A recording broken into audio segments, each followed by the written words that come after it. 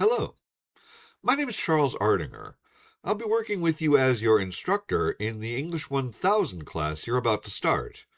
With that in mind, I wanted to make this brief video presentation to introduce myself a bit and also to tell you a bit about the class itself, to show you some aspects that you'll want to know about as you navigate your way through it this semester. So, to begin, a little about myself. My name is Charles Ardinger. Hello.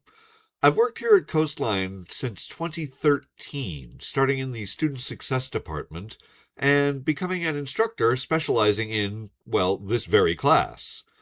Also, among my colleagues, I consider myself kind of an expert in English grammar. I like to talk about English grammar quite a bit. I also like to answer questions about it. So, if you have any questions of that kind, I hope that you won't hesitate to email me so that we can have that conversation.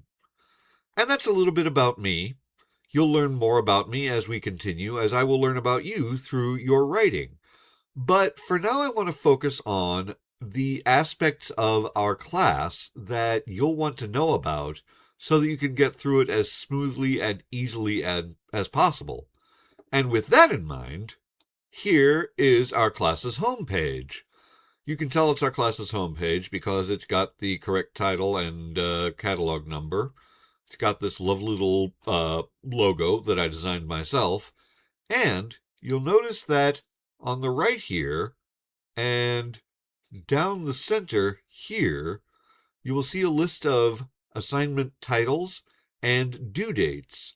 And this is a schedule. Using this schedule will help you know what you should be doing at any particular date in the semester. All you need to do really is to look at the schedule, look at the date, and say to yourself, oh, I should be working on this stuff on this date. And there you are. This will be very helpful because in an online class such as this, we don't meet regularly at a particular place. We're kind of on our own for those deadlines. So we need to work very carefully on our time management skills, and a schedule of this kind will help us do that. And that's one way to keep yourself grounded in class. Another way is to look at these semi-regular announcements. I'll be making an announcement of this kind once or twice a week about things I see in class or things I see outside class that I think will relate to what we're talking about. The way to look at these announcements is to go up to the top of the homepage, as I've done here, and click on the title of the announcement. That will lead to a page that looks like this. And if you want, you can pause this video and read the announcements that you see in front of you. It's pretty much what I've just said. I'll be making an announcement of this kind once or twice a week about issues that concern the class or that I find interesting. I won't quiz you on this material, but I do recommend that you read and pay attention to these announcements because they can help you a great deal as we keep going. So this will help you keep grounded in class, and it's also a way for us to communicate. Another way for us to communicate, of course, is through your grades. So this is a college class. You will be submitting assignments, and as part of my job, I will be grading those assignments and making comments on them. And the way to learn more about that is to go through this link that says Grades. Clicking this link will lead you to a page that looks like this. And you'll see, again, a list of assignment titles and their due dates, except that some of them will also have dates on which you submitted the assignment and the grade you got. Now, I can give you this grade in even more detail than that. When you click on the grade itself, which leads you to a page, when you click on the title of the assignment, which leads you to a page that looks like this. On this page, I want you to notice three particular aspects. First, you will see a comment. I will be making a comment of this kind on anything that you submit. I'll read it and react to it as a reader. I'll state things that didn't make sense to me, things that do make sense to me. ways that you can make your work seem more academic in tone or style as we continue, things of that nature. It can really be in your best interest to look at these comments carefully, because that's the way you'll get the most detailed feedback on your work, so that you can keep refining it and we can keep progressing through class. I also want you to notice this rubric. Now, a rubric is a chart that lists criteria, things that I expect from an assignment, and point values that go along with those criteria. It looks like this kind of chart. Now, as we look at this chart, we'll notice that the student scored full points in this category and in this category, but in this category did not score full points. And so, as that student, I can look at that category and say to myself, oh, I didn't get enough words into the paragraph. I should work on that as I continue. So that's another way to keep refining your work as we keep progressing. And finally, I would like to show you this link that says View Feedback.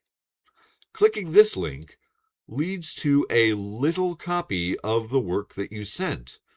This is the file, as it were, that you sent to me. And as you notice, I have, sort of, written on it. I can make annotations.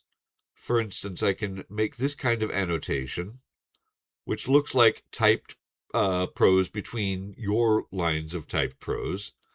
And I can also highlight words, which lead to a text box such as this. And this is a highlighted annotation.